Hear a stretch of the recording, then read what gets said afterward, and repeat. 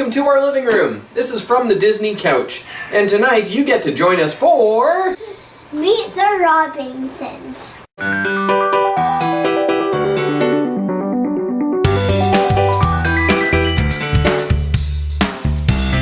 So, for those of you who don't know, we have been watching all of the Disney theatrical animated releases in order from the very beginning, starting at Snow White, and we are almost done. This is our 47th movie in a row. We have been looking for what we would consider the ultimate Disney movie, ranking all of our Disney movies based on the criteria that we think makes up a Disney movie. And from time to time, we have special guests. And tonight we have Sophie. Be our guest, be our guest, be our guest! Yeah, I've watched this movie a lot. It's a pretty good movie. If you're looking for a classic Disney, this is not one you would look for because it has a totally different approach. This is like way different, and Right. I like that because it's not. Right, Yeah. not typical. This is the only Disney movie with time travel in it, isn't it? I believe it is. I'm racking my brain, but I don't think there's any other time travel in Disney movies. It was made directly after Disney and Pixar joined forces and John Lasseter became the head of Disney Animation.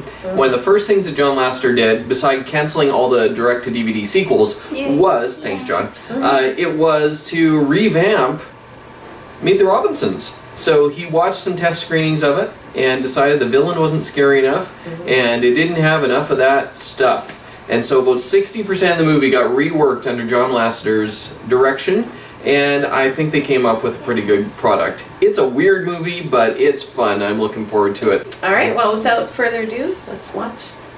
Yes. Okay, here we go.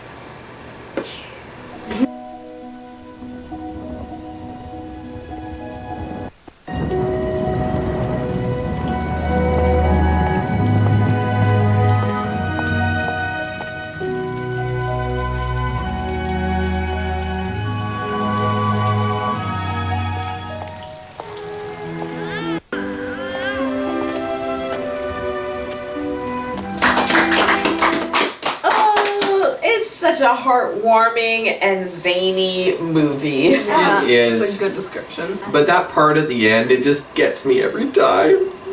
When Louis finds a home. Finds his family.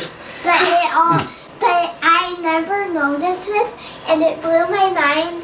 The footsteps, like At the beginning. were him, and it just.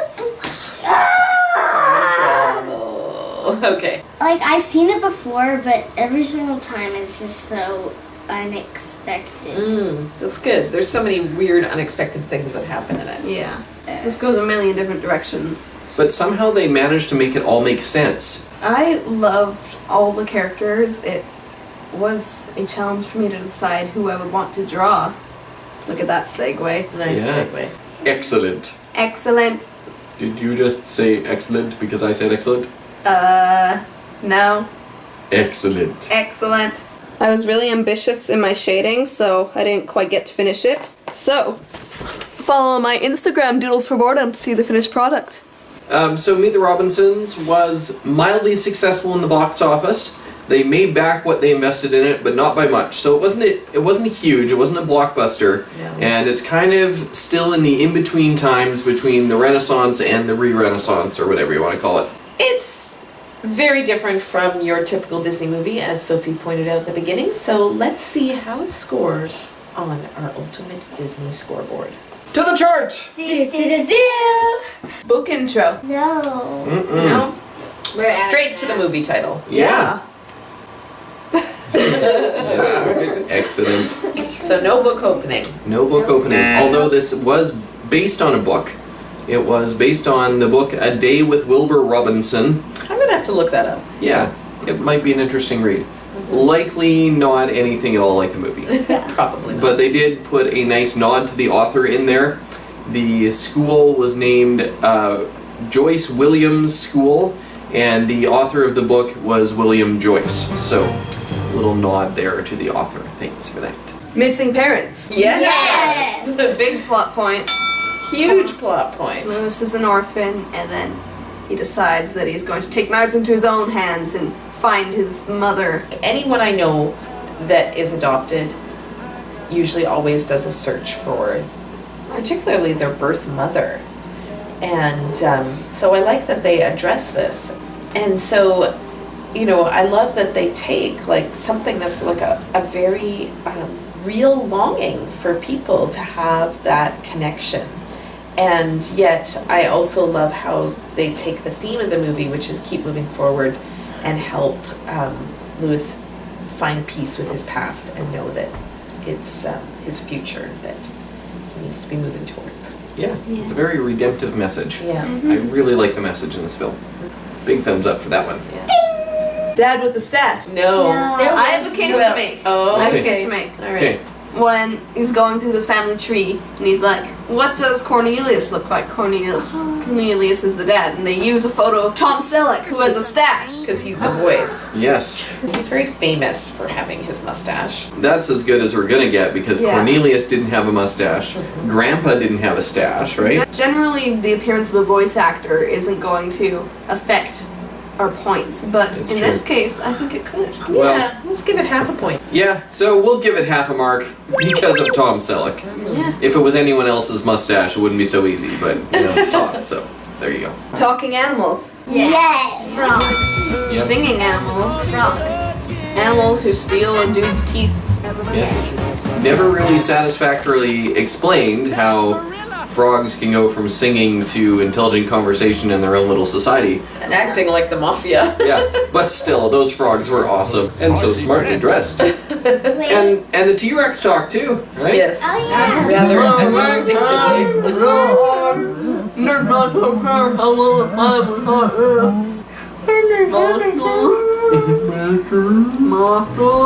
So apparently it only takes 30 years for frogs to learn how to talk and for giant squid to get domesticated and time travel to be invented. So I'm looking forward to 2037. We only got 20 years left.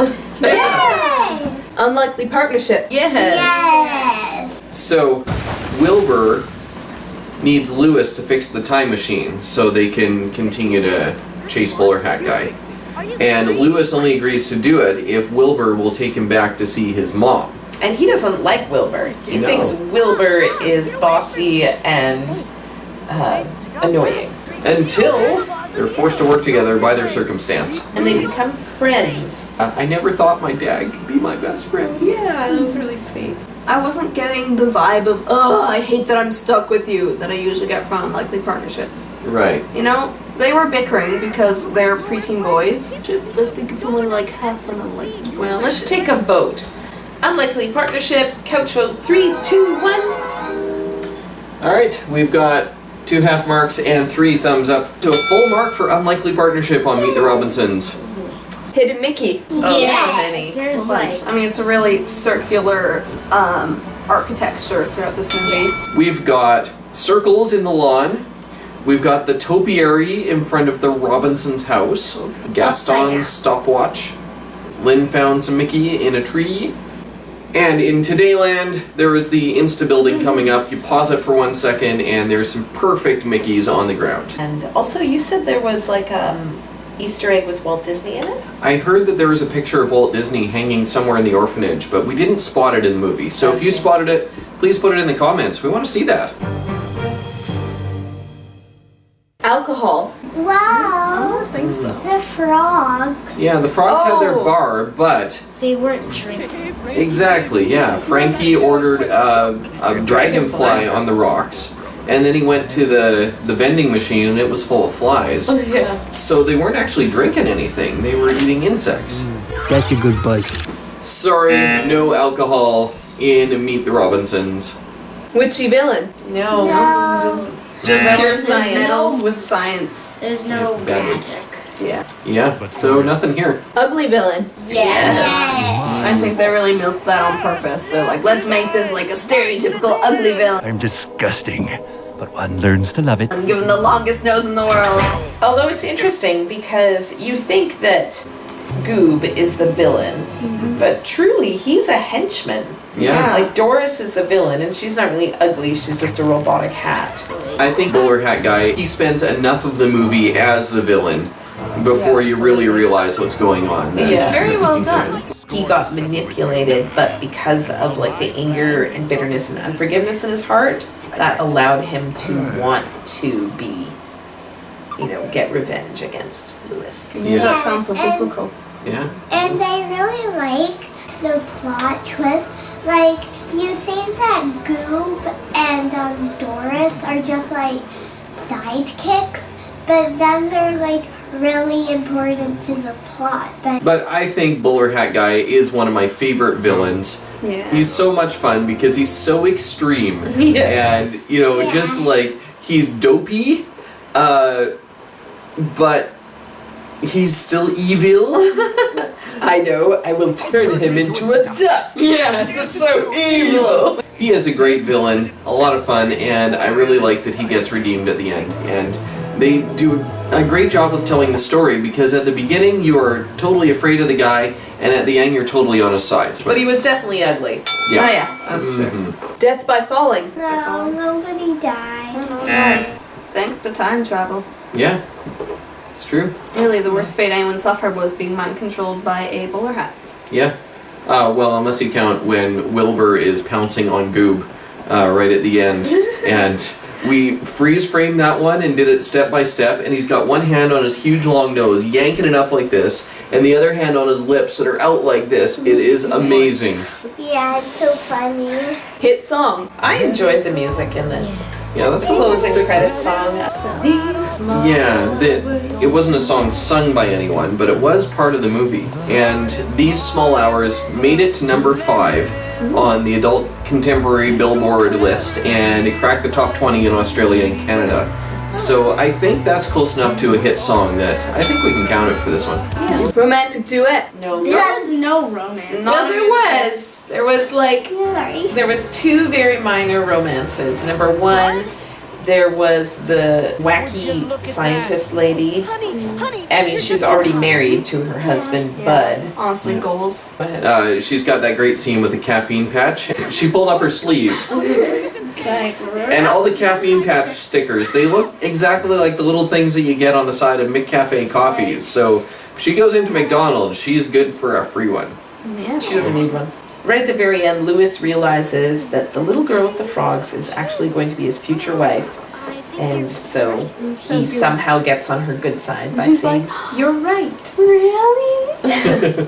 So that's the only hit of romance. It was quite cute, but no, they did not sing together. The kiss. No kiss. But a great family dynamic, and really, like, they were so over the top dramatic. They had a full on ninja fight That over was awesome. meatballs at the dining room table, and like just the kind of family that sometimes I think we are. Yeah.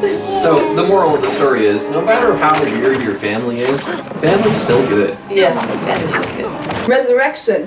What about Wilbur? Well, Wilbur almost didn't exist. He got sucked into the stormy cloud of voidness. Yeah. And then he got brought back after Lewis saved the day. He stopped existing for a while, and then he brought him back. It's true. I never thought of that, Jaira. Neither did I. Yeah. But I've got to say, that dystopian scene, Bowler Hat World, that is downright terrifying. Yeah, that was scary. Yeah. So, I don't know if we've got John Lasseter to thank for that or what, but yeah, that's a scary, scary part. So, Yeah. if you're watching this with anyone little, then that would be one to at least mute and probably fast forward. But yeah, It so is. Resurrection, do we count it? I think so. I think so. Jaira won me over on that one. Okay, well that's it. Let's total it up. Okay, how many points did Meet the Robinsons get? Total is 7.5 out of 14. 7.5 points. That's way higher than I was anticipating. That's like up there with The Lion King. Wow. Wow. So Meet the Robinsons turned out to be a high-scoring Disney movie, relatively, and quite enjoyable. Tugged on the heartstrings. I think it's better than people give it credit for, so watch it if you haven't. Thanks for watching this video. I hope you enjoyed it. Please give it a thumbs up if you like Meet the Robinsons and think it deserves more credit. Comment below all your thoughts, and if you saw that hidden picture of Walt Disney, be sure to subscribe to see our next video, which is on Bolt! Bolt. That's exciting. Yeah. Yeah. awesome. Thanks for watching, and we'll see you next time. Bye! Bye. Now can we watch the bonus features? It's too late. You must sleep. Yay! Sleepover time! Yeah, like this movie is pretty underrated. So let's work together, all of us 70 subscribers, to make this movie overrated.